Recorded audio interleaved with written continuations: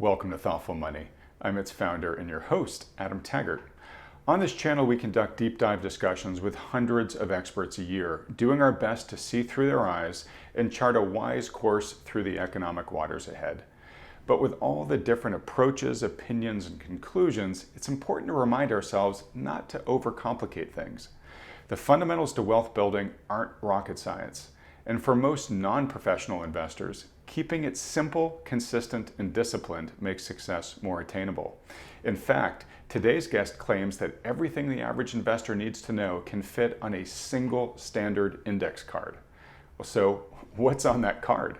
Well, we'll ask the man himself. Today we talk with Harold Pollack, University of Chicago professor and co-author of the bestseller, The Index Card: Why Personal Finance Doesn't Have to Be Complicated. Folks, if you've got children in college or starting out in life, this may be a particularly valuable discussion for them to hear. Professor Pollack, thank you so much for joining us today. Oh, thanks so much for having me. I'm looking forward to our conversation. Good, same here.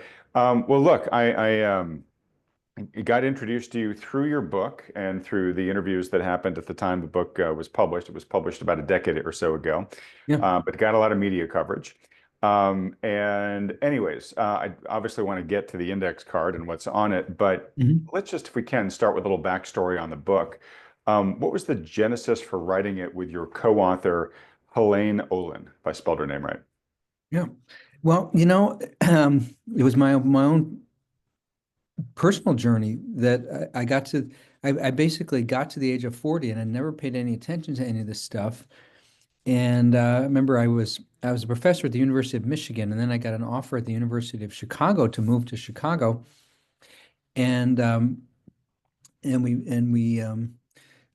moved to Chicago, and then about 4 months after we moved to Chicago, my mother-in-law died suddenly, and my wife's brother Vincent, who lives with an intellectual disability called Fragile X syndrome, he had to move into our home, and uh, and and my wife had to basically leave the workforce to take care of him, and we just had a, a financial crisis. It was I remember he was a very large person, and I remember we had a scale that went up to 340 pounds in our bathroom, and he stood on the scale and it said 340 pounds. And I remember um, that uh, I had to buy him a furniture that would fit, that would work for him. And I bought this gigantic sort of lazy boy chair, and I remember it was quite expensive. And I remember looking at that thinking, I am going to hemorrhage all my money. Like I got to take money management seriously, and I just had never done it before. And so I started to really bone up on it.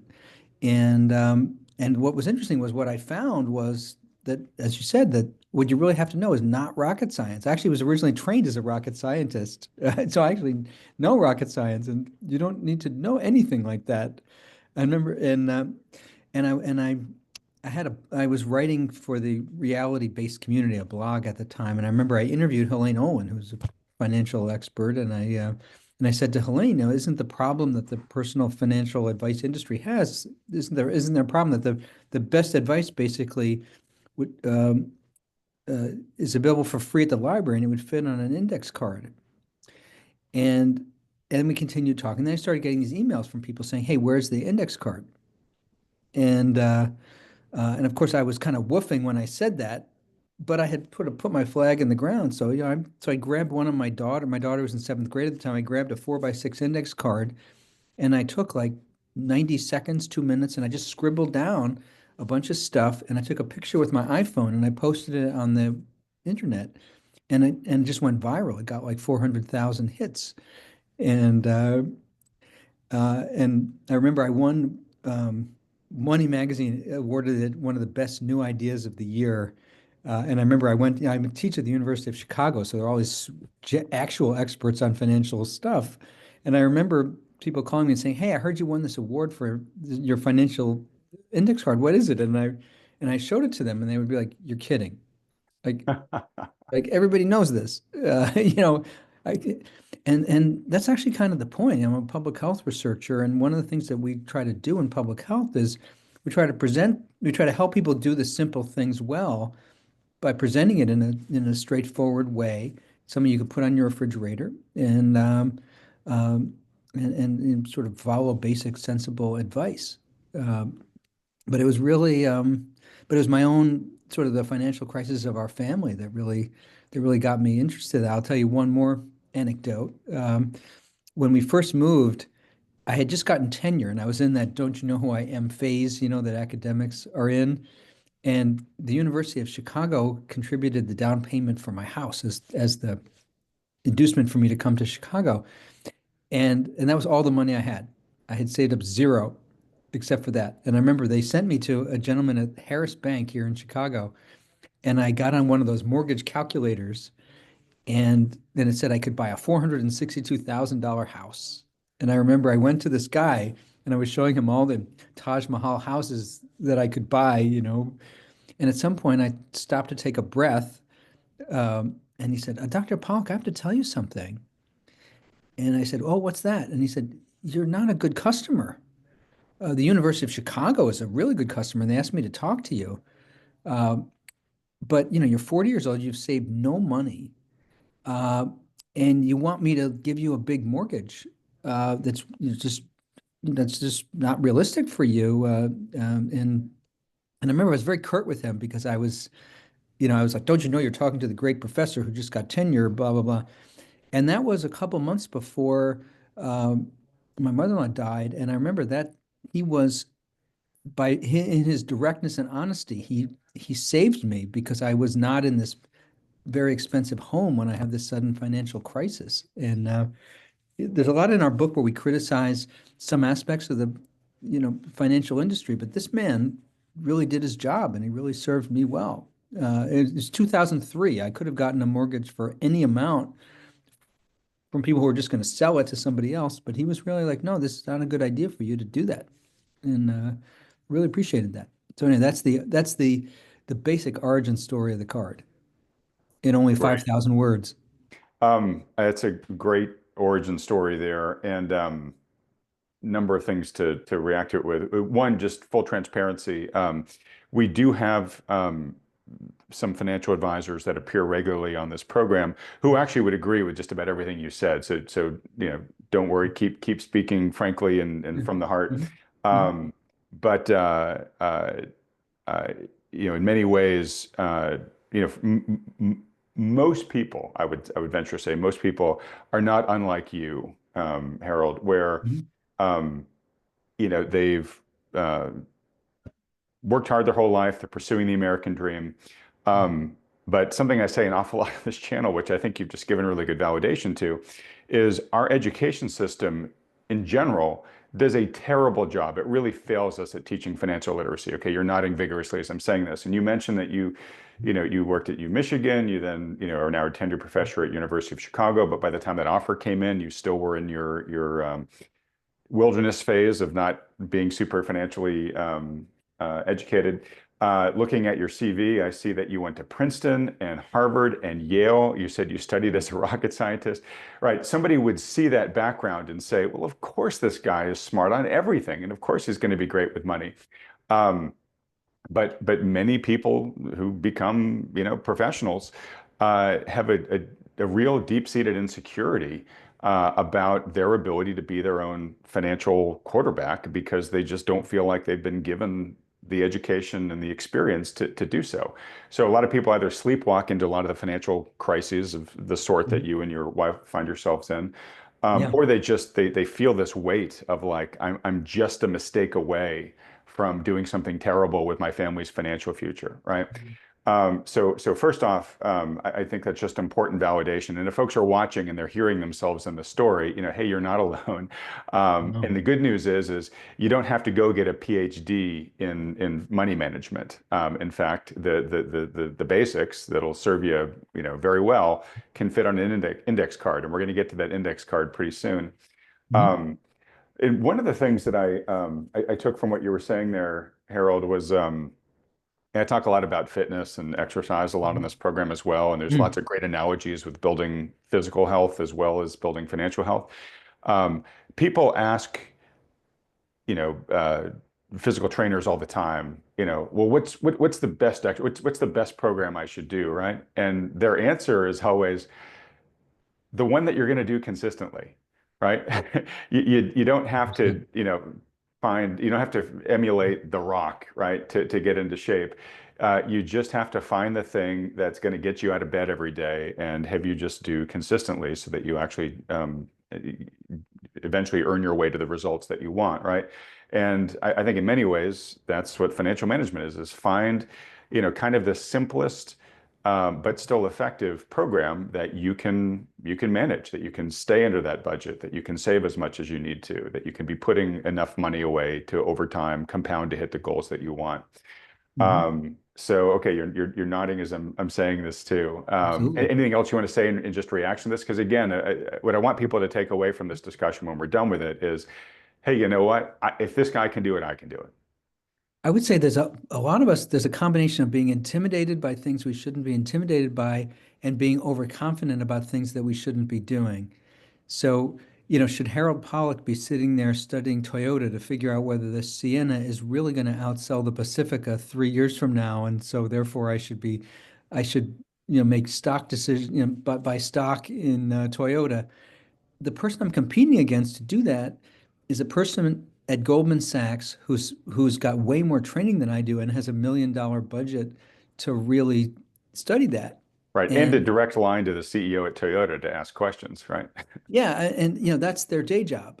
What I should be doing is paying attention to my day job and doing things like buying low fee index funds so that I can uh, all the evidence is those outperform people trying to actively stock pick.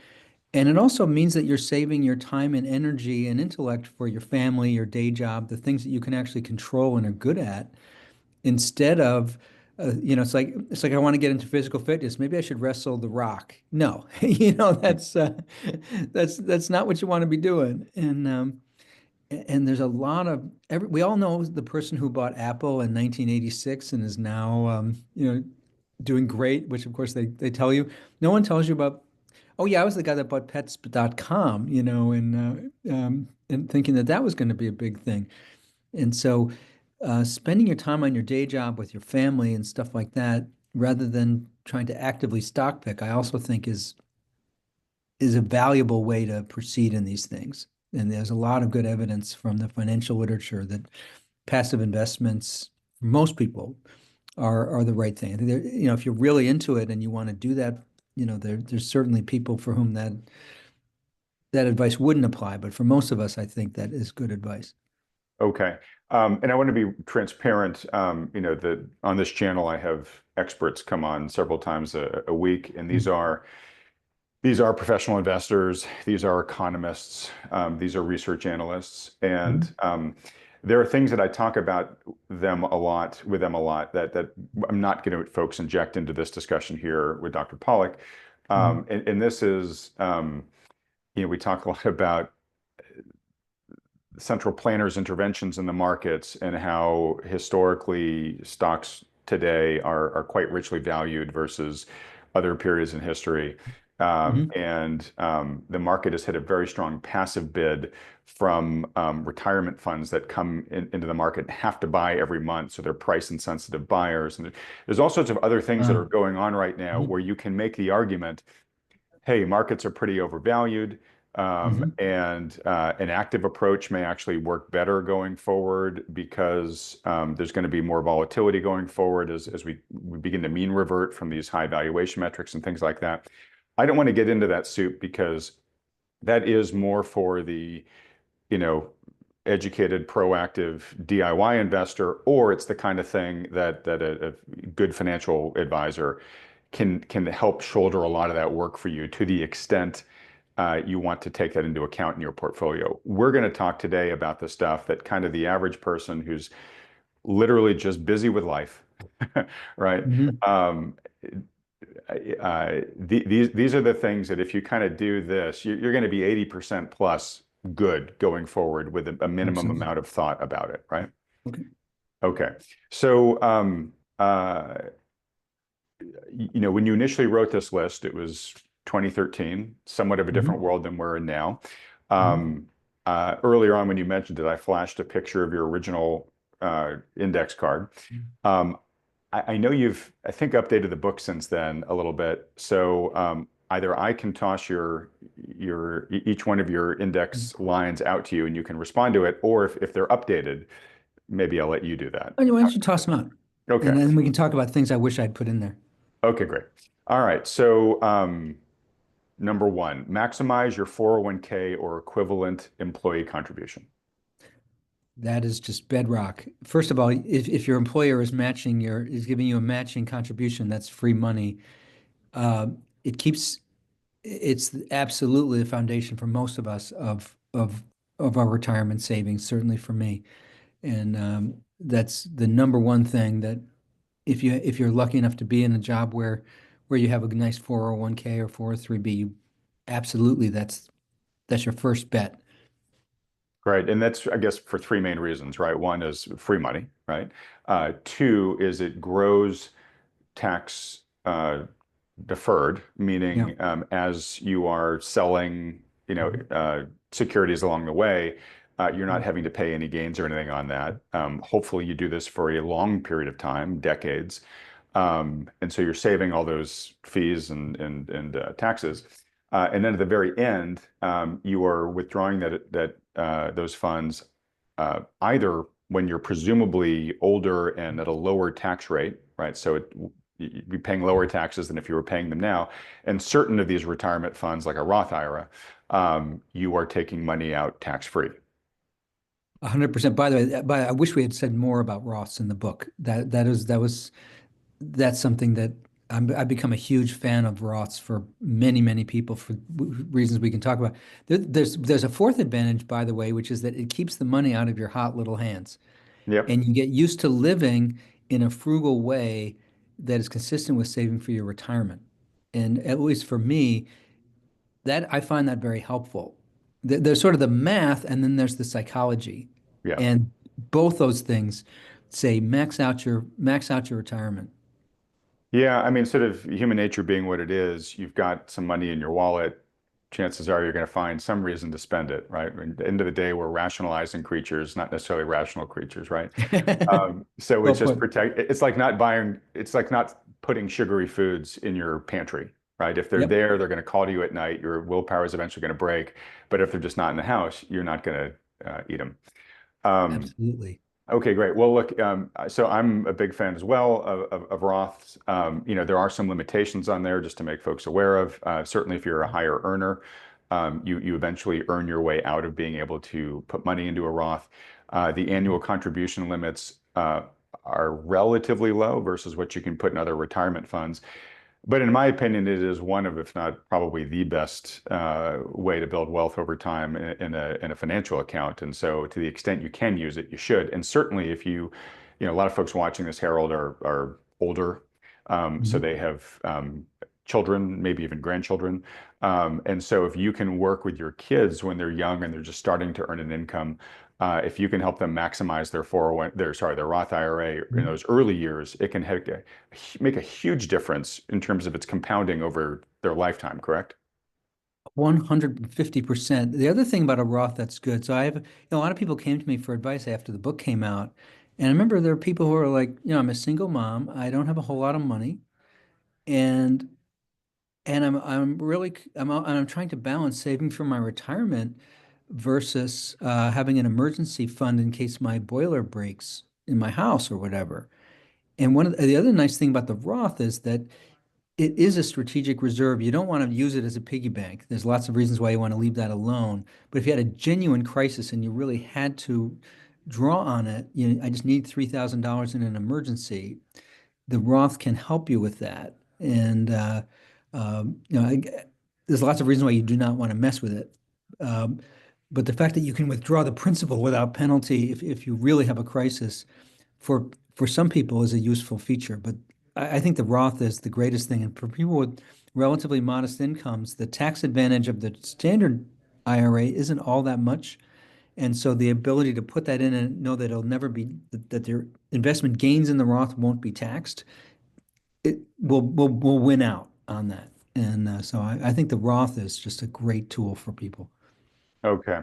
One thing you mentioned too, I just want to note quickly. I'm sure you're probably familiar with the book written by PhDs, The Millionaire Next Door. It was written Yeah. in mid 90s, or at least the original edition. And I talk about it a lot on this channel, so I won't reiterate this much Mhm. for folks. But Mhm. the single most contributory factor to self-made millionaires was frugality, was the Yeah. discipline of frugality, right? So. All right, so that was number one. Okay, so the no-brainer, if you're able Mhm. to get an employee contribution to your retirement account through work, max that out. If you can, get a Roth IRA. Mhm. If you're self-employed, get a Roth if you can, but get a SEP IRA. I mean, there's just a whole bunch of other solutions out there, and just maximize them to the hilt to the extent you can. Absolutely. Um, one other thing too, before we go into the next one. So for people who are just making their way in the world, a very common financial pinch that they find themselves in is, all right, do I contribute to my retirement or do I help pay for my kids' college? Right? And my understanding, and I'm curious if you share this, is you should always pick retirement there. And the reason for that is your kids are young, they've got their lifetime to become functioning adults in the economy and pay for their education. And in some ways, that'll be developing muscles that once they've paid off their loans, they know how to save money Mhm. and they can then start applying that to their regular life. But in terms of like which injury is worse, my parents didn't pay for my education, so therefore I have to self-fund it, and that's going to require extra work, versus my parents are now 70 and have nothing saved for their retirement, and they're now a dependent on me.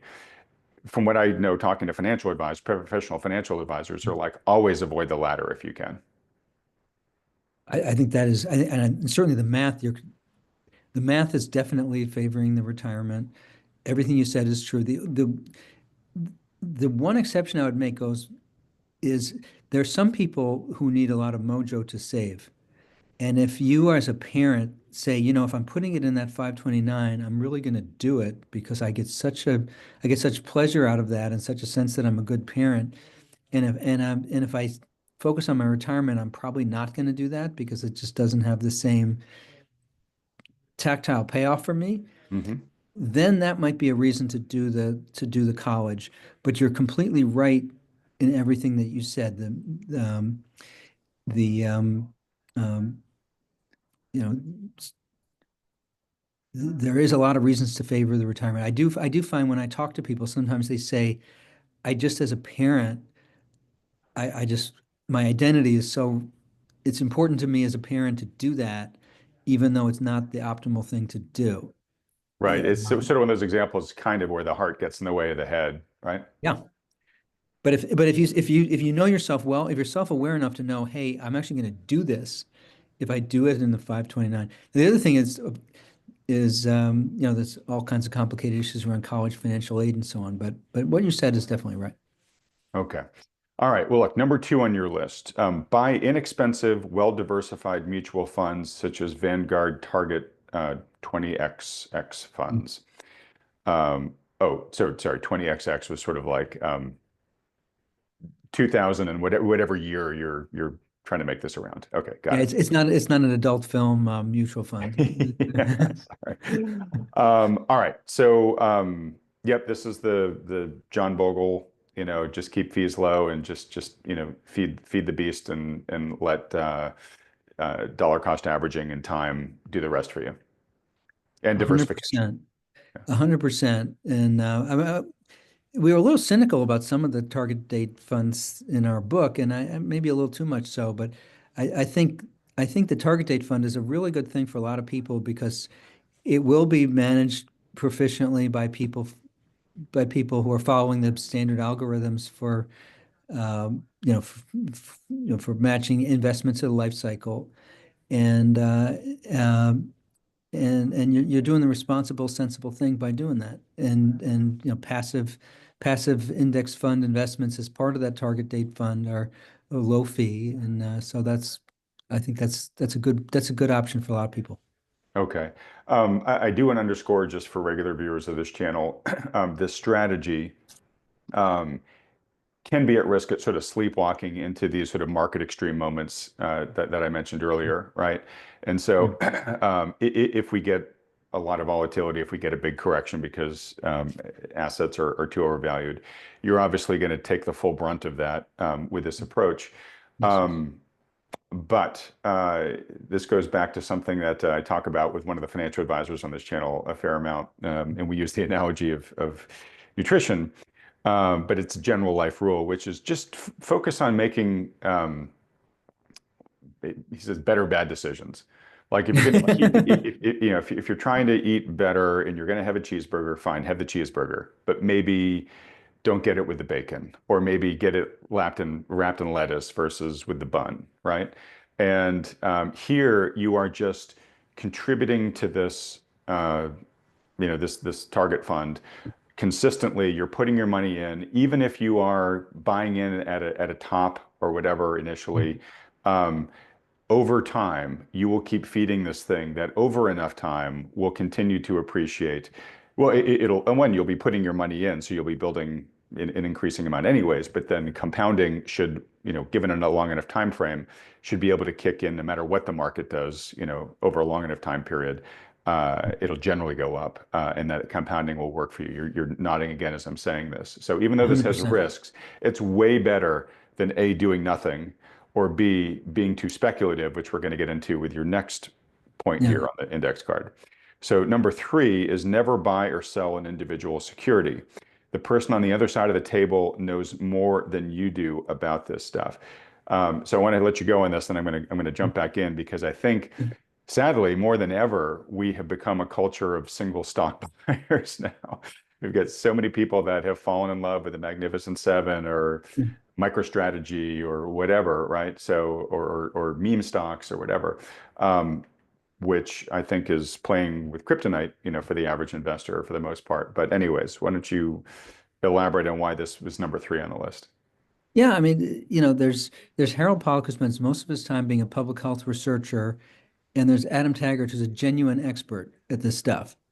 And we're and I'm if I'm buying Nvidia or whatever, um, I'm basically claiming to myself, I'm better at this than this guy who's a real expert at this thing. And and it's kind of like walking into the casino and expecting that I'm gonna outbid the house, even though I've actually never been in a casino before. And and and and and unless, if you really want to be an expert at this stuff, then you can do that. But for most of us, if you're like, I want to dabble in this stuff, and I really am not gonna, I don't have the expertise and training, and I'm not gonna spend a huge amount of time on it. Why would I think that I am? um, that I'm going to be better at this than the financial pros who are essentially setting the prices that I'm of the stocks that I'm buying. Uh, and there's a lot of literature there. Which some of which we cite in the book, where it turns out the most confident investors and the ones who most underperform are young single men. Hmm. And all of us who've been young single men can identify with where that's coming from. Um, there's there's just a bunch of things where, you're really focused on a shiny object stock that you want to buy, which very well might be overvalued because so many other people like you are also focused on that shiny object at the same time. And it's just you should spend that time on your day job with your family, being a good friend, all that kind of stuff, and not uh, um, you know and be self-aware about the track record of most novice investors doing this. So I appreciate the compliment you gave me earlier about being an expert. I'm not, just to be really clear for folks. Mhm. I mean, yes, every so often I will buy an individual stock. Mhm. If I do, I treat it just like if I'm going into the casino and going to have fun at the blackjack table for a little bit, right? I bring my little bit of money that I'm comfortable losing if I'm wrong, knowing Yeah. the odds are against me, right? So I'm not putting any potential, big part of my portfolio at risk there because my day job is talking to all these experts about the macro economy. It's not doing bottoms up research on any individual company and trying to see if I somehow from my little, home office can come up with a truer outlook for this stock than, the guy at Goldman Sachs who's buying, hundreds of thousands of shares of it daily, right? Yeah. So, I know that I'm the patsy at that table generally, right? Um, and that's, a big reason why I tend to, do portfolio construction and I work with a financial advisor who kind of comes up with my plan for me. And then if I want to tweak it for reasons, I can, but I let somebody who's better at this, who does this as their day job, do it for me, which I think is kind of one of your main points. A 100%. couple things to note about this. One, you said that young men are particularly bad at this, or particularly susceptible to losing money through this. Mm. And one, they do that because they're young, right? They just have less experience than the other people on the other side of the trade. Yeah. Two, though, there's two things that have gone on that I think have been really deleterious to this current generation of investors. Mm. Um, One is, um, we kind of shut down the world during COVID, and made it illegal to do things like sports gambling, and we gave people free money. Yeah. So what they do with that, they were stuck at home, they had free money, there were outlets they wanted to do they couldn't participate in, so they just started opening a Robinhood account and started gambling with meme stocks and all these other things that were going on, new Yep. cryptos, right? And so, we kind of provided some real incentives for them to adapt these speculative behaviors. Also, just at a high level, society-wise, it is harder today than I think in the previous several generations for the younger generation to afford the fruits of the American dream, and they know that, right? So there's a very pervasive sense of I'm the cards stacked against me. I'm never going to be able to afford a house, whatever. And so they feel like their only option, their only way to get into a middle class lifestyle is through a lottery ticket.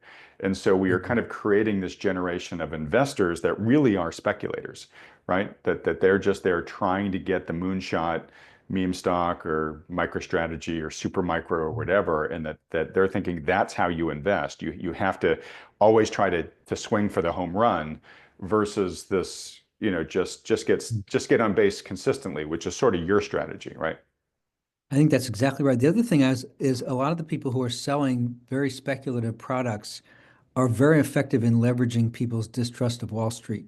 And one of the ironies in life is there's there's no one who is more vulnerable to the big con than the person who is than the pervasively distrustful person. Mm. Because there's all the conventional information sources out there that are telling you, hey, this isn't a good idea, and you've got all kinds of reasons to distrust that. And if and a lot of a lot of my students, when I talk to them, they're very distrustful of Wall Street, and things like crypto are seen as I'm sticking it to the man by doing that, or gamified things that are more entertaining and that sort of thing. And everything you said is exactly on target. And I do think that the struggles that the younger generation is having now um, deepen some of these problems. We've made it so hard for our kids to be able to afford homes, things like that. And that's on us as people in my generation that we um, that we that we have not, we've done a lot of things that made it harder for our kids. Yeah. And just to underscore your point there, as someone who worked once on Wall Street, is I don't know if you're familiar with Robert Cialdini's book, Influence, that goes through all the different ways in which we get manipulated, and oftentimes subconsciously by marketers and politicians every day. Yeah. But it goes through the science that's used to do Mm. that, right? Mm. And that's what Wall Street is amazing at, right? It's a selling machine. It's designed to sell you product, right? So it's designed to get you super excited about, whatever the darling stock of the moment is, right? And the same people that are, trying to tell you, hey, this is the way to buck the Wall Street system, get in on, key, whatever. They're using the same principles as well, right? Um, Absolutely. yeah. Yeah. So you By got the you got to one of really my favorite understand expert, the motivations, whoever is selling you into this thing. Yeah. yeah, one of the ironies is the same people, a lot of times it's Wall Street that is putting the ad together that says, Sure. "Don't trust Wall Street, trust us," Exactly. or Yeah. whatever. Um, one of well, I'll give you one more casino analogy, which is, Sure. if you ever sit down at one of the sayings I like is if you sit down at the poker table and you don't know who the sucker is, you do. It's you. Yeah. That there's a lot of times when that metaphor seems pretty Oh, apt. absolutely true. Yeah. And there's other psychology that comes into play too, which is as humans, as members of the animal kingdom, we are wired for injustice. And I've shown on this channel, Harold, a couple of times Mm. videos using like capuchin monkeys and things like that to show that we have this very deep-seated evolutionary desire for justice, and we feel very frustrated when we feel like we're being treated unjustly. And so, when your idiot brother-in-law, is making a killing on ridiculous investment X, you feel like, well, I need to be in on that. Why does he get to do that, right? So there's that Exactly. that, that worsens the situation, and then Yeah, also, performance 100%. chasing is, one of the best ways to underperform because reversion to the mean is working against you. So if hot stock goes up by 200% in a short period of time and you jump on it Yeah. because of that, odds are not, odds are good that it's going to eventually revert back and you're going to be jumping in at an overvalued price and then riding it back down. 100%. And I just think also that unless you really want to become proficient at this, be a real expert, that, that time you're spending trying to figure out that thing, you could be spending like, how do I do a better job on my day job so that I can get a higher salary? And how do I do a better job being a better father, being a better friend, so that all these other aspects of my life and being frugal, all the things I can control that ultimately are going to really help me even in my financial life, uh, compared to spending my time on these speculative financial investments. It just So great point and great segue to number four on your list, which is save 20% of your money. So I talk about wealth building as sort of you got to develop these three muscles, right? One is the earning muscle, right? You got to get money first. Second, you got to develop your saving muscle, right? So you got to try to save as much of that as you can. And then third, you have to develop your investing muscle. How do you put that money to work for you over time? You're nodding as I'm saying all this. So, on the income part, um, I'll let you say whatever you want to about saving, but on the income part, this is one of the reasons why I think people either should follow a really simple, keep it simple solution like your index card, or again, find a good financial advisor who's like-minded and has the same approach that you would have, and just say, look, you do this for me. Keep me informed of the big decisions, but you take this off my plate so that I can focus on where I excel, right? So I Mhm. can lean more into my job so I can that earning muscle, I can really get that thing really developed and I can outsource much of the investing muscle to an expert, right? So anyways, save 20% of your money. Why is that important? You need rockets to do rocket science. I mean, uh, frugality is fundamental, and many of us, we spend a lot of money without thinking about you know without meaning to, and um, it, it it is suppose that I'm investing and I'm getting only 75% of what I would be getting if I'm investing that optimally. I'm still getting 75% more than if I had never invested that money because I spent it. Right. And um, and it's, and I think in our culture, by the way, we have to help each other be frugal. Like we should be high-fiving our friends because they're being frugal about stuff instead of high-fiving their friends because they bought some high-quality thing that was expensive that they didn't actually care about. And it is, I do think there's a lot of incentives for bling that we create in our relationships with other people that can be harmful. And one asset actually that I have going for me as a professor is everybody expects me to be this schlumpy, uh, you know, uh, professor. And I have sources of status in my life that come from the fact that I'm a professor at the University of Chicago. I don't have to show people that my success in the world through my material objects. Right. You And don't have to drive a Bentley. Yeah.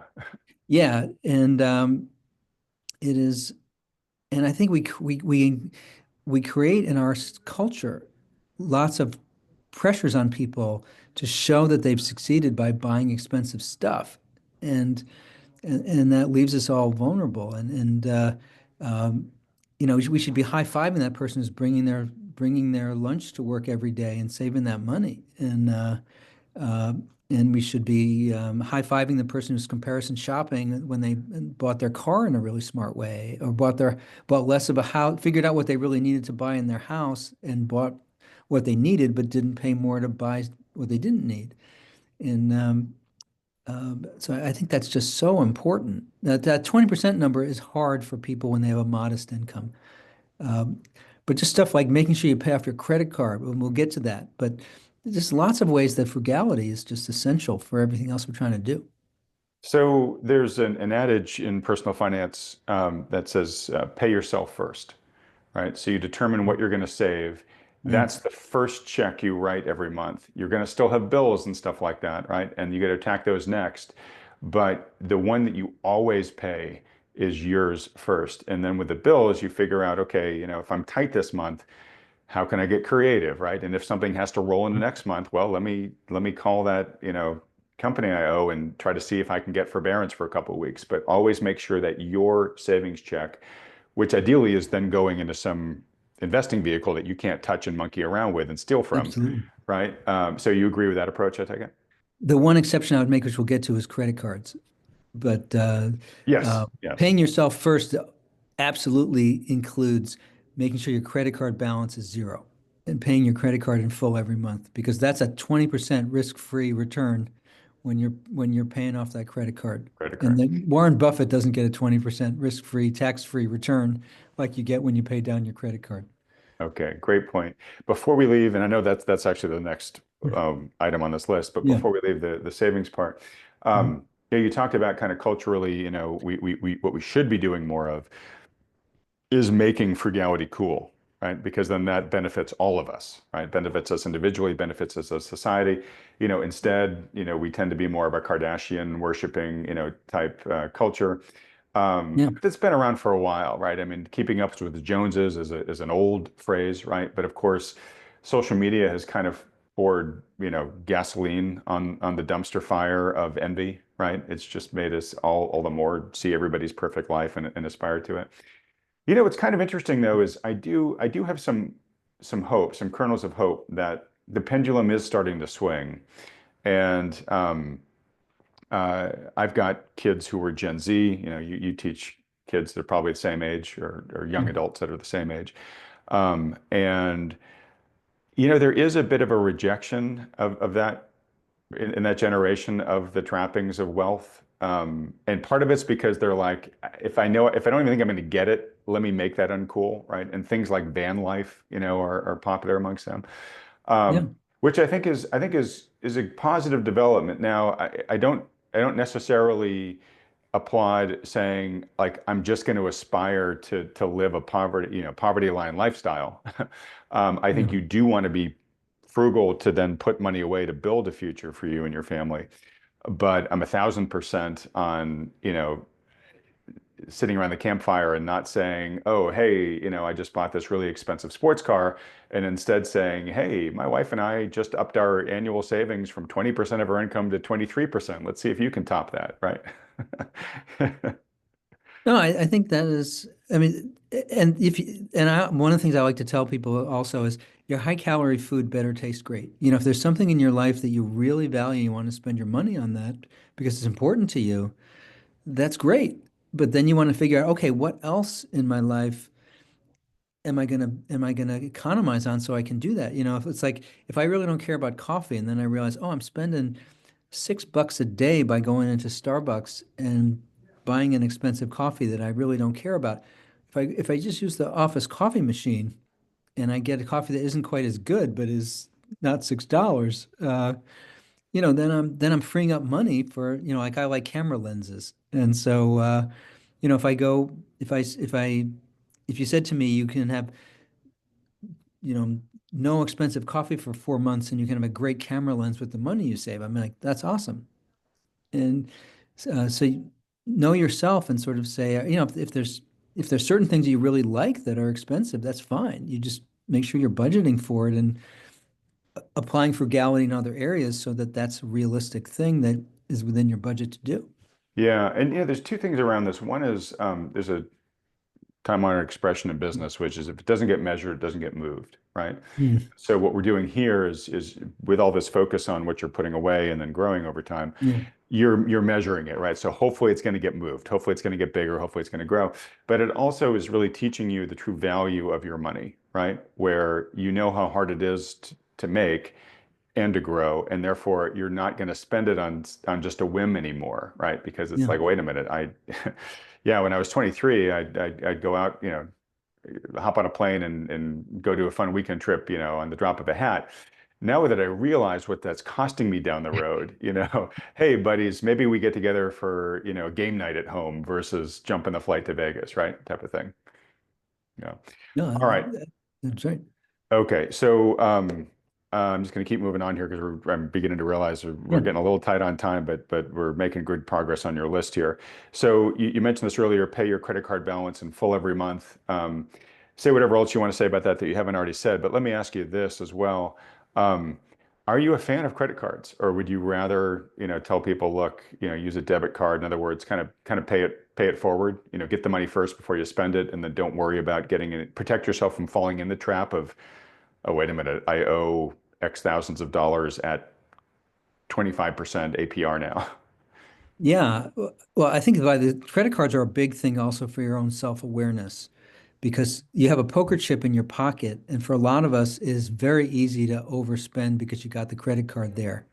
And like all the ads for credit cards where they're hyping the rewards programs and things like that, if you're thinking about the 2% back that you're going to get on your credit card, uh, rather than the 100% back if you just don't buy the thing that you're thinking of buying. I often tell people my credit card reward program is 100% back on everything I don't buy. Yeah. The uh, I think there's some value in having a credit card for people, in developing a credit score, things like that.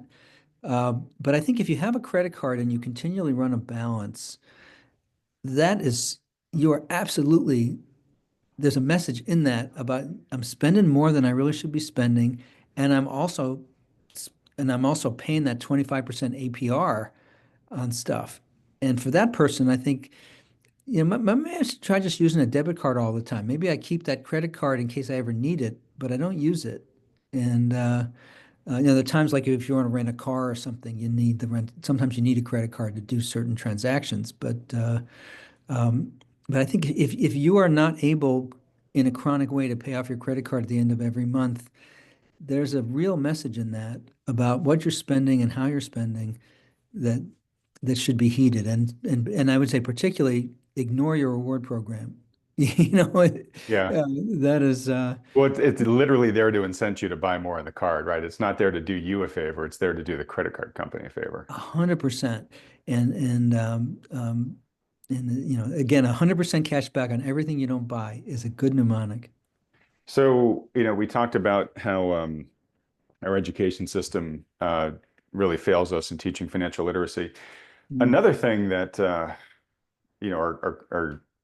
society and culture and fails us on here too is um, it's so debt oriented, right? There's just so many elements of life that are telling you need to go in debt for them. And of course, the biggest example of that is buying a home. Yeah. Um, but buying a car, getting an Mhm. education loan, like there are all these people who are just falling over themselves to lend you the money, credit card companies as well, right? And again, it's not to be a help to you, it's to Yeah. get you stuck in that debt trap to them, where you're just going to be a continued source of income payment streams to them, interest payment streams to them over time. Yeah. But I think this is probably still true. You tell me. But I mean, I remember the very first thing that I found in my mailbox when I went to college. Right, very first day of school, they showed me where the post office was. Hey, this is your mailbox. This is where your mail go. I open it up, stuffed with credit card offers. Right, I'm 18, and the credit card companies can't do me enough favors to try to get me to use, their credit card. Right, and so in many ways, it's like, you know, giving a couple of syringes of heroin, to a very reckless young person and say, "Hey, you do what you want with it," right? And of course, not generally not good things are going to happen next, right? So I think almost everybody watching this video probably has, some life memories of getting into trouble with their credit cards early in life, right? And I think of the, pizzas that I ordered back then that were, this is back in the late 80s, early 90s, it was probably a $10 pizza that was probably like, $150 by the time I actually ended up paying it, paying that balance off, right? I feel seen, yeah. Yeah. So, we do have a lot that kind of a lot about how society is run that kind of tries to really push you into this debt trap. And fortunately, I'm much older now. My wife and I are far better off than I was as a starving student. But we don't use credit cards. Like it's just a discipline of ours where it's like we just don't get into debt if we don't have to. And we're doing well enough that most things we need to use plastic for, we've got money in the bank to pay for. And if we don't, then we just do the math. All right, how long is it going to take to save up for this? And we save it up, and then we make the payment, right? And again, even though I could afford to be a lot more reckless than I am now, I don't. And I think part of the reason why I'm successful is because I have put those just ironclad disciplines in place. I think you're being very, very self-aware in that. And um, if there's other strategies that other people use that could also be successful. If somebody's like, I have the money, I'm always going to pay off my credit card at the end of the month, and it's not, I don't run into problems when I buy things on my credit card. There's um, if that works for people, if that works for that person, fine. One Sure. thing I Yeah. like about your approach is it also just it keeps your mind on how much you're spending. And one thing, because I do use my credit card, I always pay it off, but I do use it. And there are months when I'm like, wow, I really, I spent too much this month. I wasn't really thinking about it because I just pulled the credit card out. And what you're describing is a very self-aware strategy that where you're really thinking about it. And Yeah, um, although it's interesting, I am, but it's such an ingrained habit that I just don't think any different way at this point. And yeah, maybe some people can say, well, look, you've lost out on all these miles if you were, and yeah, maybe to a certain extent, but I'm much more happy having traded the certainty of I'm not going to get in debt trouble with, whatever, I'm missing a few extra miles. I think I'm with you on that. Okay. All right. So we got number 6 on your list here, which I think we already really kind of talked about. Maximize tax advantage savings vehicles like Roth, SEP accounts, and 529 accounts. I don't know if there's anything else you want to say about that. The only thing I want to say I didn't mention earlier when you mentioned 529s is take this, folks, don't take this as ironclad, do your research, but I believe that they have relatively recently amended the 529 rules so that if you put money in a 529 for a child, and money has to be there for a long time, I want to say like almost like 15 years or something like that. But if the child uh, doesn't exhaust the 529 plan, you then have the ability to then take what's left over and put at least part of that into a Roth for the child. Yeah, there's all kinds of ways. This, by the way, is where a financial advisor I think is very helpful Hmm. because they're going to be well versed on what you can do. But yeah, there's if you don't if there are definitely options with the 529 if you don't fully spend it out. Of course, for most people, they're like that should be my biggest problem. But absolutely that is true. Okay. So the only quote I would say on this, folks, if you don't know exactly what Mm. uh, a self-employed retirement account IRA is, or 529 or whatever, is talk to a good financial advisor and have them just kind of do an x-ray of your life, your goals, your needs, et cetera, and they can help you determine what are all your available options. And you'll have multiple ones. It's not just do a Roth. You can do a Roth and you can do a regular IRA and you can do a 529 on top of that. And they can help you come up with that progression. Can I mention one other thing, which is I also a lot of my work concerns people with disabilities. If you have a child with Down syndrome or you have or you're disabled or you have responsibilities for someone disabled, you definitely want to get with a financial advisor and talk to them about smart ways that you can help that person meet their needs that also doesn't threaten any of their public benefits that they might need. Mm. So a lot of my friends have um,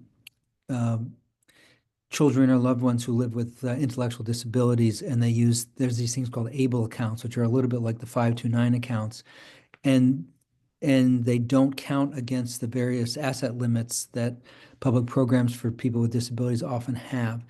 And so if you have an issue in your family of caregiving, it is really important to get with someone who's a financial expert who can help you game out the relevant issues.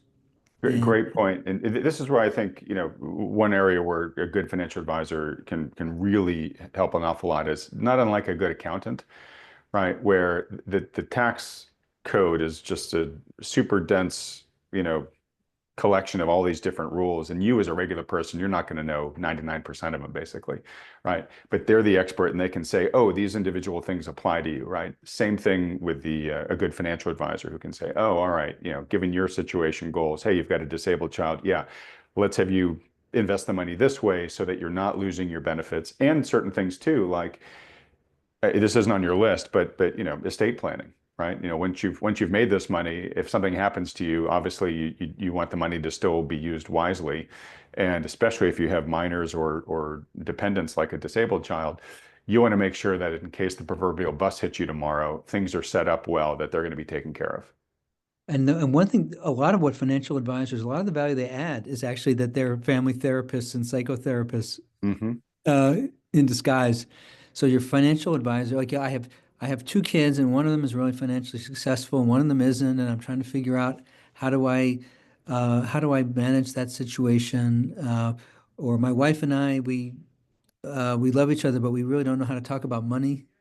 Uh, and and sometimes that financial advisor can just very frankly talk to you about a bunch of these issues in a very straightforward way that can be very helpful.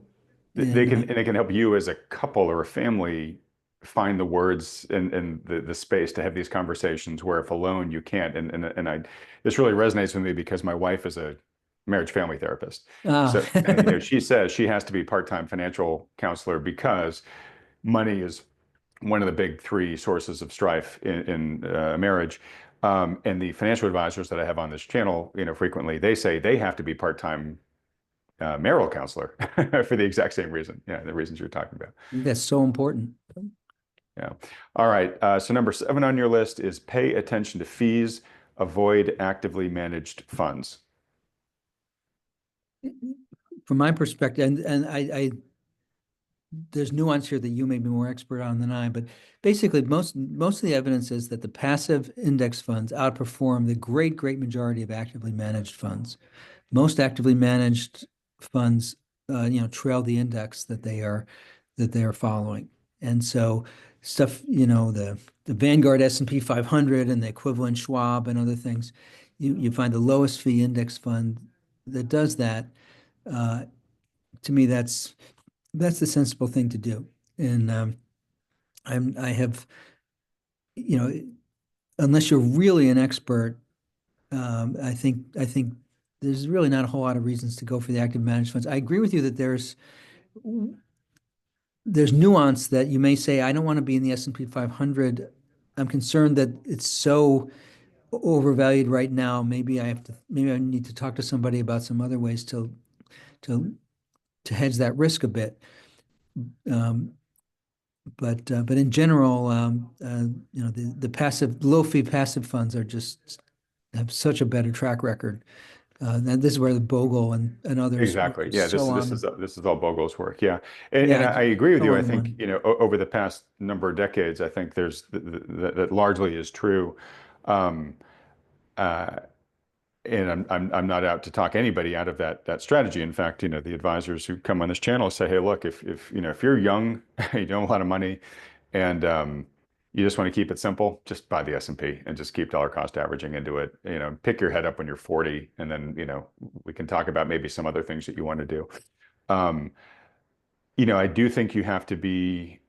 I think it's a good argument to be made. You at least need to ask yourself, do you think the future is going to look like the past? And if so, this is great. If not, it might throw some curveballs into this.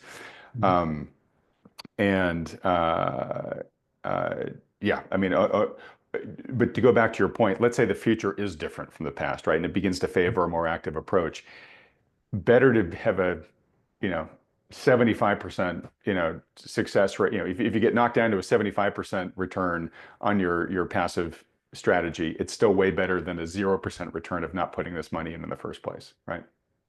100%. And also, of course, the actively managed funds, they will charge you for the time of the professionals that are trying to do that active management. And so in order for them to outperform the passive index, they both have to outguess the market and they have to outguess it by enough to make up for the To additional make up fees for their required fees. Yeah, for exactly. that. Yeah. Exactly. And so, if you go the active managed route, if you're not doing it yourself, then you have to really, that really comes into play. Now, again, there's a lot of things that a good financial advisor can do, that even above just the portfolio management itself can really be helpful, like the advice on different ways to structure, your portfolio. Again, we're talking about, That's okay, 140% of the value for most of it, I think. okay, That is yeah. really valuable. Um, and I'm sorry, I interrupted you. Apologies. No, no, no, that's okay. I was just going to say, things like, uh, yeah, easy to just put something into an index fund, right? But okay, you're all in stocks. So what other diversification, given your age, given your goals, do we want to put in here? A huge part of a good financial advisor too is to help you articulate your goals, create a plan for it, and you might find out that there are ways to hit your goals in the timeline that you need to that are much lower risk, perhaps, than just throwing it all into an S&P fund over time. Like you might be able to get to the goal line by taking less risk. Um, Obviously, there are things like, if markets are at stretched levels of valuation, you know, do you maybe want to lighten up? Do you actually want to build cash in your portfolio, given current market conditions? All those are things that a good professional advisor can advise you on. Now, they've got to be good. And to your point, over time, you got to make sure that they're adding enough alpha that it's worth their fees. And that's something that, it's just one of the things we need to do. But again, I'm a whatever works for you, I think is the right way to is the right solution for you. But I think that, for a lot of regular people, having a financial quarterback who is thinking about your wealth, all the time and coming back to you with ideas, because to a certain extent, that the management fee they get is their incentive to grow your assets over time. So there is a sense of trying to take, care of the client, that frees you up to then focus on the things that you're really good at, right? The earning part, the saving part, the sucking the marrow of life part by spending time with your family and your friends and all that stuff. So, this is a good segue to number 8 on your list, which is, okay, if you're going to work with a financial advisor, make sure they commit to the fiduciary standard. You want to know you definitely want to know who's paying your advisor. Yeah. And one of the heart-sinking experiences in my life was I was talking with a relative and she said, "My financial advisor is free." And my heart sank, because it turned out that he was selling her an entire family of funds where the fees were just super high. With just a rapacious fee. Yeah. And what's interesting, the thing is, he was actually giving her really good life advice and stuff. If she had just paid him an hourly fee and he had given her fiduciary advice, uh, he would have been worth it because she was talking to him about her family issues and all this other stuff. I mean, he really was doing a nice job on a lot of stuff, but his business model was not aligned with the value added that he was actually giving to her. His business model was, I get a commission if I get you to buy this family of funds, which were overpriced, and so I do think that the fiduciary standard is important, and and it's something you want to just be very direct about when you're talking with a. Tell me how you're being compensated. Uh, Absolutely. And I agree that, one of the very first questions out of your mouth when you're talking to a potential advisor is are you a fiduciary or not? and also be, I would say cautious of advisors that work for big brands that have their own proprietary products, because oftentimes the broker gets a higher rate or higher. Uh, we're moving out of the commission world, but higher Yeah, compensation for recommending the house's own funds versus another competing fund that does the same thing but has a lower cost structure. that is so true. And by the way, you should say, are you a fiduciary in all of your dealings with me? Because because a lot of them are going to be fiduciaries for your retirement, but then you have other investments where they're not a fiduciary. And so if you say, are you a fiduciary? They can say, yeah, I'm a fiduciary. Uh, but you want to make sure in all of your dealings. But I think we're hitting on the witching hour here. Okay. You know. All right, so we'll wrap it up here with number 9. Your last one is promote social insurance programs to help people when things go wrong. I think that's an important one, although that's the most controversial thing in the entire card. I got a lot of people writing saying there, a lot of people saying, you had such great advice and you get all political in the end.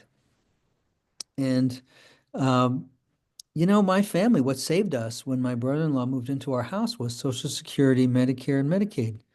We really would have hemorrhaged our money. He was hospitalized 5 times in the first year he was living with us. Wow. And, he had a lot of medical problems that related to his condition. And one thing I want to be conscious of, especially, I'm a tenured professor and so on, is people like myself, we have a responsibility to other people we all have to have each other's backs. And I don't want anybody else who has a disabled relative to be worried that they're going to lose their house if their relative, gets sick, or if somebody gets cancer, that they're going to become bankrupted. And we owe each other, we owe ourselves and our family members frugality and a sensible investment and doing everything we've been talking about, in this good conversation. We owe everybody else, though, the fact, hey, we live in the same society, and those of us who are blessed with resources, or who are just lucky and didn't get that cancer, that we got to help each other. And I feel really passionate about that. Um, there's no contradiction. I think sometimes people on the left tend to take a very anti-market view, and are very anti sort of capitalist in a way that I'm not. And then sometimes people across the spectrum who are very market oriented tend to be very skeptical of social insurance and programs that we do to help each other. And we need both those things. And that's the way we grow the economy. We have an efficient market economy that generates a lot of wealth, but we also take care of each other, and we need both those things. All right, very noble sentiment. I would love to build on top of that, but I know we're tight for time. We'll just have to address that the next time we have you on the program here, Harold. Thank you Yeah. so much. And just wrapping up very quickly, because I know you have to go, where can people get a hold of this book? Anywhere books are sold?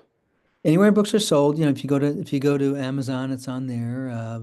It's also just Google me an index card. I'm sure you'll be sent straight to various places you can spend your money. And I would be very interested if people have some ideas about how to update this, because there's some things that are definitely out of date on it, and I'd be very interested in people's perspectives on what you do differently. Because we gave some really good advice, and we also gave some advice that, looking back on it, I'm like, hey, this is okay, but not great.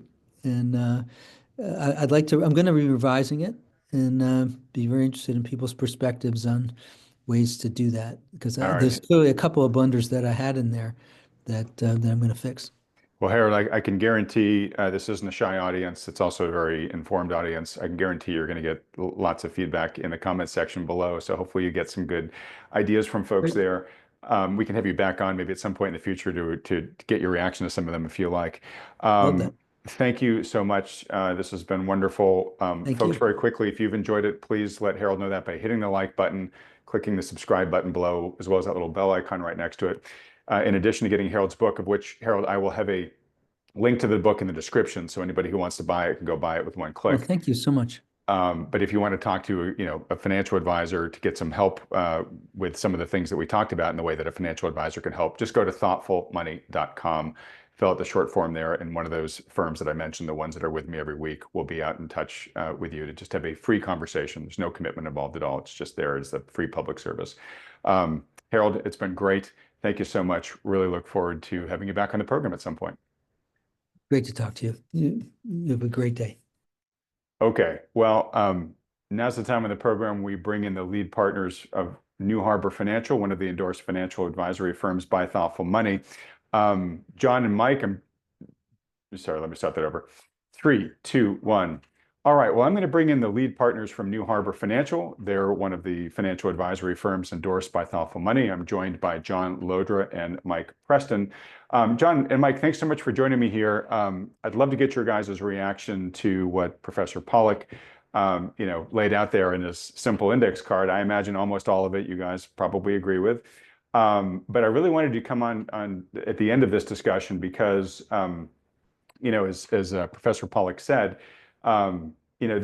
his rules are sort of like the simple rules that if you are going to do this on your own and you want to get it 75-80% right, these aren't going to do you wrong. You're going to be a lot better following these rules than not.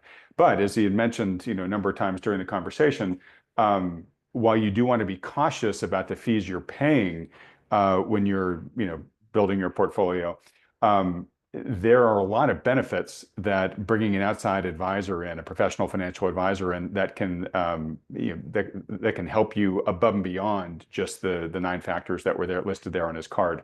So anyways, I wanted to give you guys a chance here to kind of help the audience understand what a good financial advisor can bring to the table above and beyond the index card itself. Let's see, John, why don't we start with you? Hello, Adam. Yeah, thank you. And thank you for the opportunity to comment on Dr. Pollack's comments. It's interesting. He's a rocket scientist, literally, I think, by academic training or thereabouts. Mike and I are engineers by academic training. So we kind of have a little bit of a kindred spirit in that we're, mathematical, analytical people that are in the world of finance. So we appreciate that aspect of him. Look, it's interesting. I think you made some analogies to kind of fitness and healthy living as relates to some of these things. And I think it's a very good analogy because what Harold talks about there are, well, first of all, we are starting from in a vacuum of just horrible basic personal finance aptitude in our society. And that goes back because we're not taught about these things in school. So we're hardwired to just not understand the basics. So the kinds of things he's talked about are very relevant. They're very pertinent, and they fill a void of an absolute lack of personal finance education in our society. But just like the simple rules of fitness, like most people know intuitively that to maintain or not gain weight or even lose weight, you simply got to take in no more calories than you burn. And hopefully, if you want to lose weight, you got to burn more than you take in. It's quite that simple. Obviously, there's some nuances there, but it doesn't mean it's easy. So you can have some very simple rules here that are incredibly hard to actually undertake. I've been struggling with, gaining weight as I get older, and I'm trying really hard this year to lose some weight that I've needed to lose for many years now. And I'm at the point where I'm tracking every calorie I take in along with my fitness plan. I'm starting to see some results, but unless I'm disciplined about it, I'm going to keep banging my head against the wall. And that's where, as intuitive and as logical as some of these index card rules he talks about are, what we have found in our careers working with real people is that we're human. We're all human. And it takes an incredible amount of discipline and objectivity and a stepping away from oneself even to actually practice even these simple rules. So we spend a lot of time, for example, immersing ourselves in markets to understand how they work, but also controlling the behavioral things that we as humans would otherwise be just as prone to fail at as anybody without an education in some of these basic tenets. So those are just some big picture. We can certainly dive into some of the elements that he talked about, but that just because we have simple rules doesn't mean it's easy. And that's one of the biggest values that we as practicing investment and financial advisors believe we can do for clients to make a difference.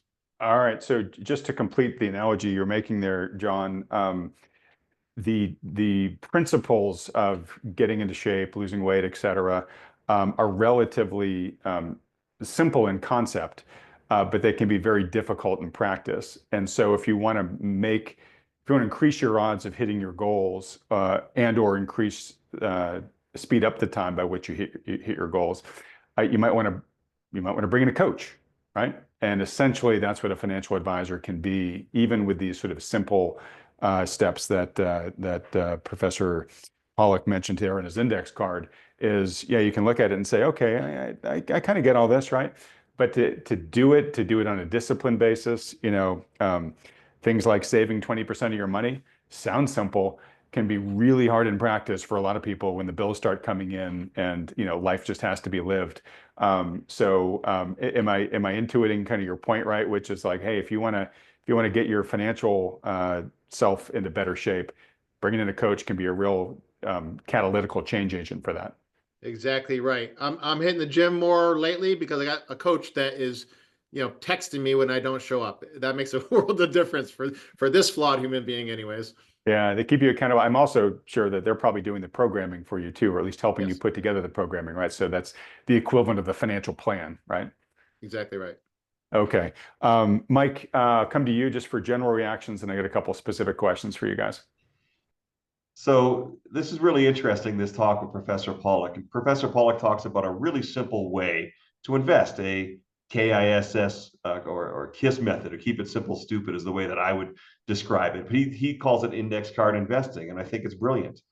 We here at New Harbor are active managers. So you think that we might disagree with this viewpoint, or you think we might have some kind of rebuttal, or you might even think that active managers would be defensive with this type of presentation. But the truth is that companies like Vanguard and people like Jack Bogle, who created and then marketed the low cost index method, they've actually helped millions of people, probably hundreds of millions of people, and certainly over the long term. And as long as the market's doing well and the market stays up, then I think there's a really good benefit of thinking about keeping things simple, particularly if you can start young. I mean, I think about my own kids; they're teenagers and in their early 20s. And even though I'm a money manager, if they don't have the ability to manage, or if I'm not there to do it for them, I want them to do something early and often and simple, something low cost over their lifespan. Like my 22-year-old's a plumber. He's probably not going to be too connected. Who knows? Maybe I'm wrong, but so far he's not that connected to the financial markets, nor does he show a lot of interest in that. So for the masses, I think if you get started early and you keep things low cost, it can actually be a really good thing. You don't have to be brilliant or save a huge amount of money if you start early and you keep your expenses in check. The issue is this, though. Not every time in history is the same. We happen to be I think, at the climax of the largest bull market, I think, during our lifetimes. We certainly can prove that valuations are higher than they've ever been before. And we can't predict that this will actually happen, but these markets could and should have a 2/3 correction just to get back to fair value. So in the last 20 years, we've seen something that we've never seen before. This so-called quantitative easing and this everything bubble is an extremely dangerous time.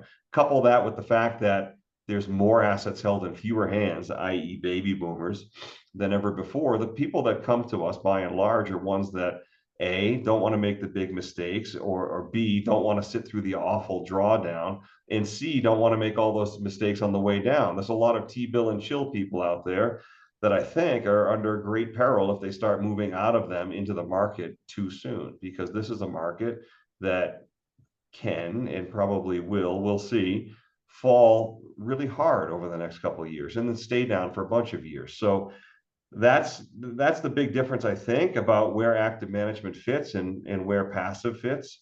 Our clients are people later in life that really don't have a do-over, but if you're 20 years old and you're going to put $50 a week in for the next 30 years, sure, just start putting it in a low-cost index fund and you'll do great.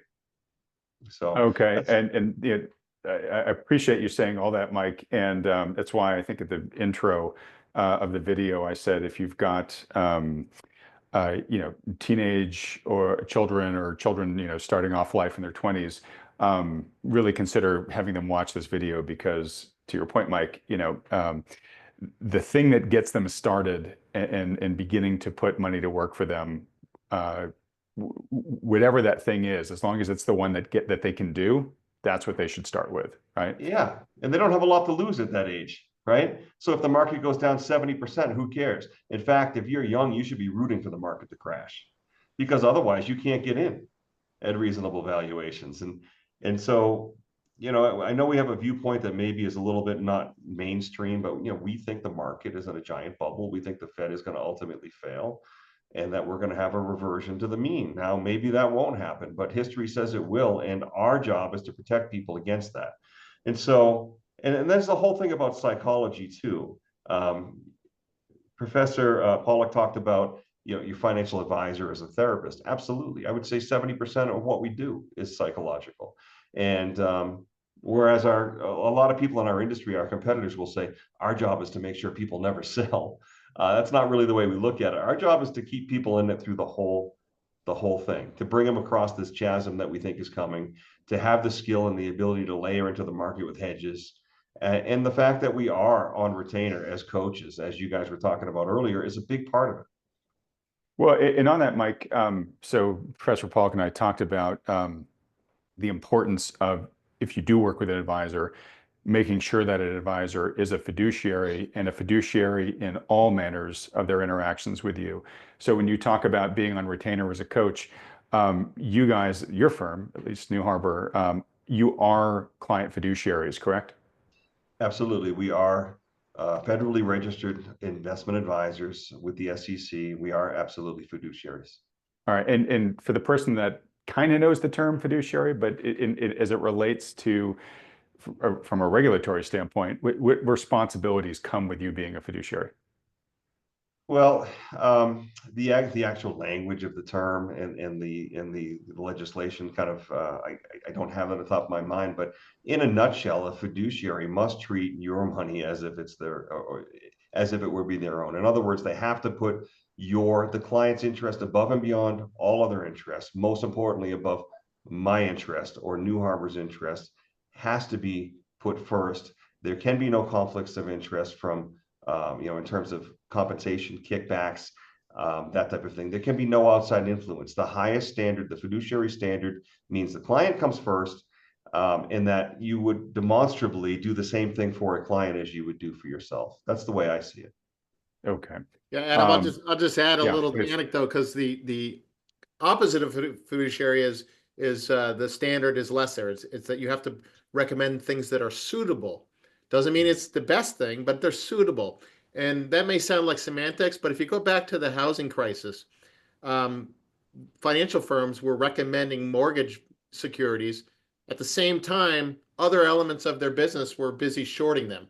Yes, they could make the case they were suitable, but they weren't acting in the best interest of their clients, knowing that the other side of the house was taking the opposite position of the very things that those advisors were suggesting to their clients. Okay, so just to be brass tacks, you guys would agree with Professor Pollack that for those folks that choose to work with an advisor, make sure the advisor is a fiduciary in all aspects. We would absolutely agree. And we just think that both sides have a place. The active management has a place depending upon what your personal needs, desires, and even psychology is, and the passive side too. There's plenty of room for both. And it really comes down to what you value, because you certainly pay something to an active manager. If you have a mutual fund, you might pay close to 1% to that mutual fund manager. If you have a fiduciary like us, you might pay approximately 1% to have that fiduciary on retainer and to manage your assets and to do financial planning. Or you can do it yourself, set it and forget it for a lifetime, and do well with very low fees. I think that some of these passive index funds charge less than 0.1%. So, but there's somewhere for everybody to find value and receive value. Okay, so on that point, so one of the lines on the index card there was buy inexpensive, well-diversified mutual funds such as Vanguard target date funds. And so there are some that are real cheap out there, like you just mentioned, Mike. And that approach can work and probably will work well given a long enough time frame. And so there's a lot to be said for it. It's really simple. It's a KISS method, like you were saying earlier. But one of the risks there is, I use the term sleepwalk, but you're in danger of sort of sleepwalking into market corrections when valuations get way too out of whack, right? And Mike, as you were saying earlier, we appear to be at one of those moments, right, where at almost any valuation metric you look at, markets seem to be more overvalued than in certain cases they've ever been in history. And so one of the things that active management can bring into the picture is either, you know, an identification and acknowledgement of these market extremes and saying, hey, maybe we don't want to be fully invested or fully exposed in times of great valuation excess like we're in today. Or you could say, given high valuations, we might want to put some hedges in this portfolio, which are essentially, if you don't know what a hedge is, it's more or less insurance. It's buying insurance against a big drop, right? So again, there's the ease of and simplicity of, hey, I'm just going to buy these low-cost index funds and just let it ride. But you have the risk of experiencing the full brunt of these drawdowns. And for a lot of people that work with an advisor, a lot of the people that are watching this channel, I just know from the data, they're older, right? I think 2/3 of the viewers of this channel are 45 and older, and there's a lot of people that are retired. They don't necessarily have the time to recover from a really bad drawdown, right? If it turns out to be something like the .com correction where it took the better part of a decade just to get back to even. I think a lot of viewers here are saying, like, I don't know if I've got that timeline here to be able to absorb that, right? So the benefits of a good active manager is they can potentially provide ways for you to not be as fully exposed to drawdown risk and keep more of your money when those drawdowns indeed happen. I see a lot of nodding going back and forth between the two of you. Mike, maybe we'll start with you. Yeah, I'll just briefly say this. We believe that we could have an accident larger than we've seen in the last bunch of decades. Back in 1929, the market fell 89%, and it took until 1954 to break even. That's 25 years. I think that the public underestimates just how deep these drawdowns can be, and they certainly don't know just how overvalued and dangerous these markets are. And so an active manager can earn their keep many times over in down markets, even more than up markets. So that's what we do. All right.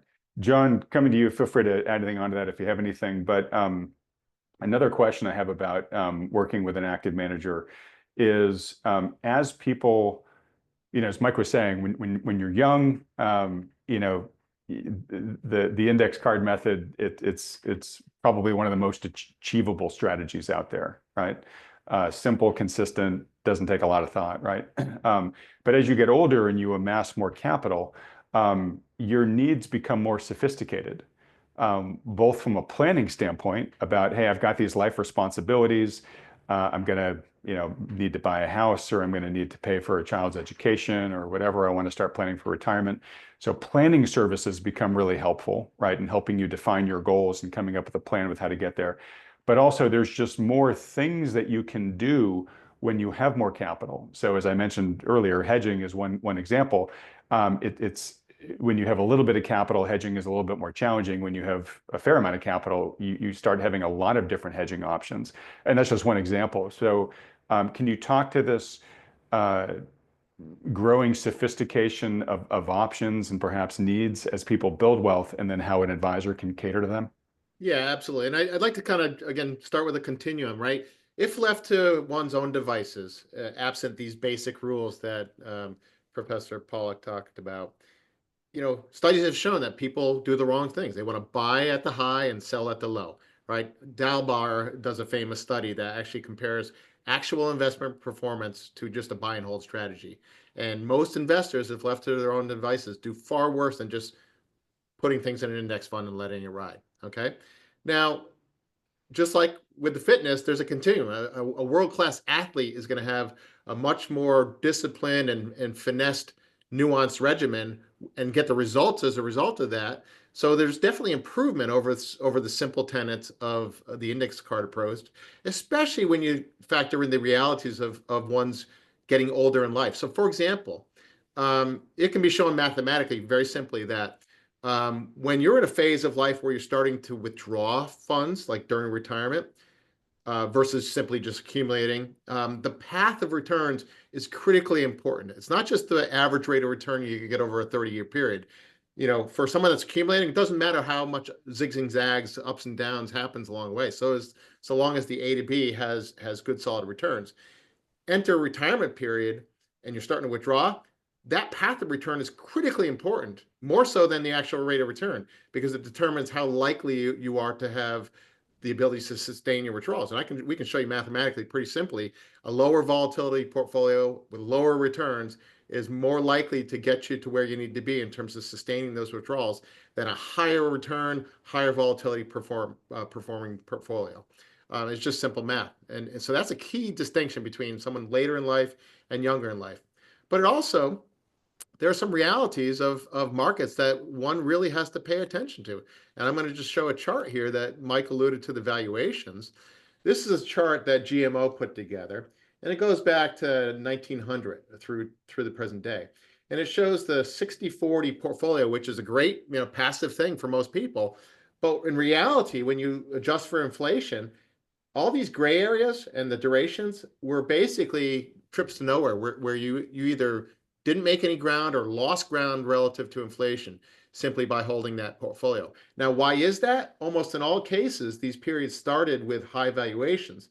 So for example, there's a valuation metric called the cyclically adjusted PE ratio. If you look at, and the higher the number, the worse it is for prospective returns. At the end of 2021, we were at 42, even higher than we were in the peak of the tech bubble. We're right up near that where we are right now. Okay, so you have these long periods of time, 10 years, 11 years, 19 years, where this approach not only did nothing for you, but you lost ground in many cases on a purchasing power basis. Never mind if you had to withdraw money to get ahead.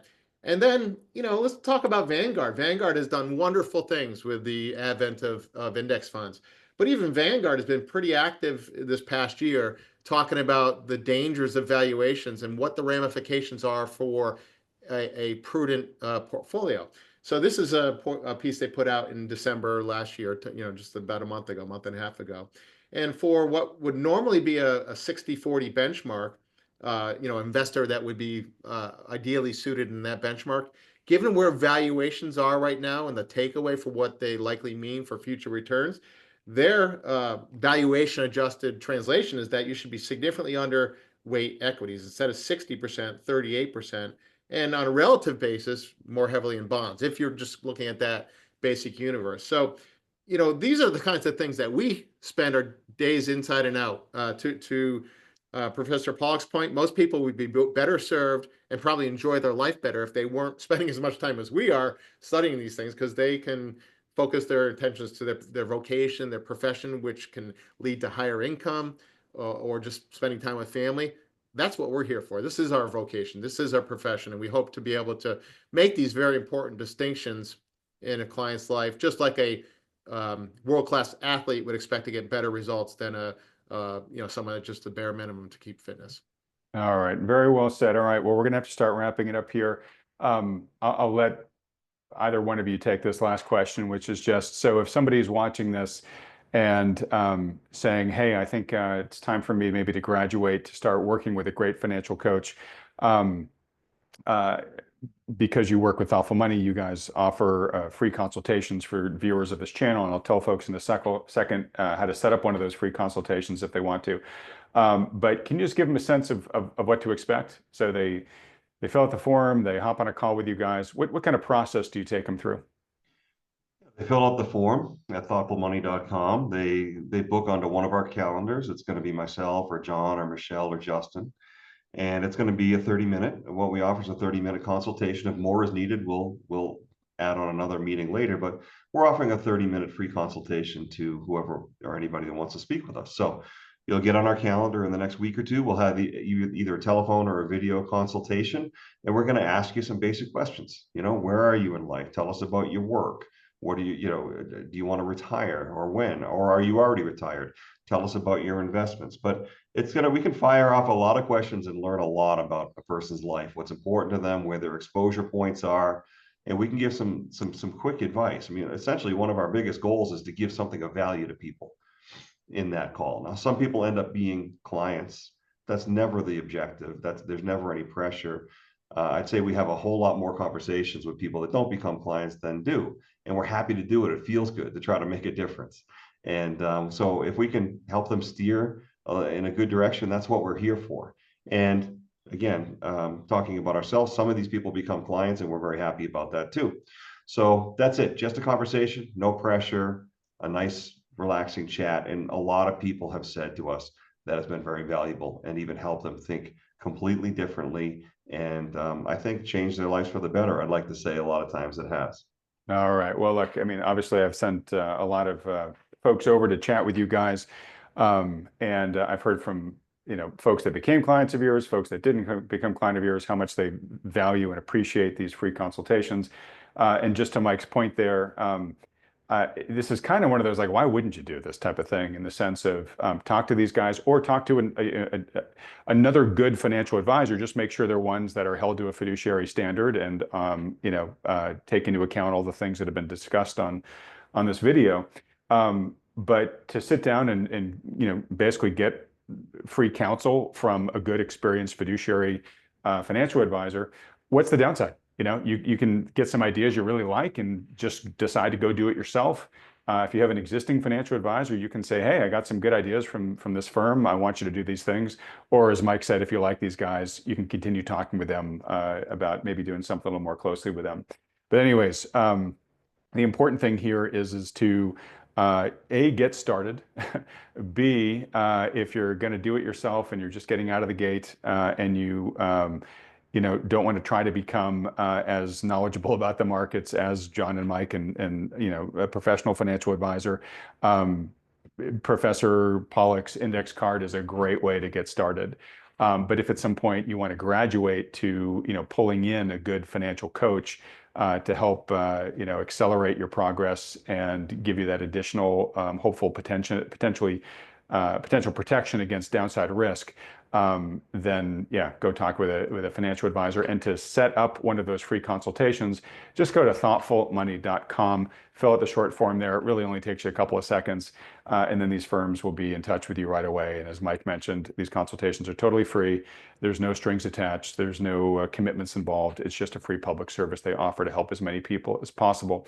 Anyways, guys, I just want to thank you for your partnership with all the people that you've helped. Very much appreciate you're going to continue doing that in the future. Thanks so much for coming on today. Thank you, Adam. It's good to be here. We'll see you soon. Always a pleasure, Adam. Thanks so much. We'll see you soon. All right, everybody else, thanks so much for watching.